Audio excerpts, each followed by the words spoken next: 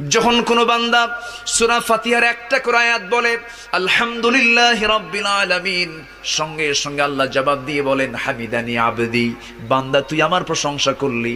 আর রহমানির রহিম যখন বলে আল্লাহ বলেন আসনা আলাইয়া আবদি। মালিক ইয়াউমিদ্দিন যখন বলে আল্লাহ বলেন মাজ্জাদানি আবদি।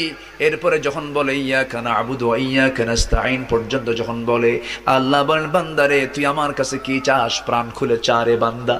ইহদিনাস সিরাতাল মুস্তাকিম থেকে শুরু করে নিয়া ওয়ালাদ-দাল্লিন পর্যন্ত যখন বান্দা বলে তখন আল্লাহ বলেন বান্দা নামাজের মধ্যে এমন প্রেমের খেলা খেললি বান্দা, তুই যা চাইলি সব আমি আল্লাহ কবুল করলাম। ওই বান্দা যখন রুকুতে যায় আল্লাহ তখন অস্থির হন।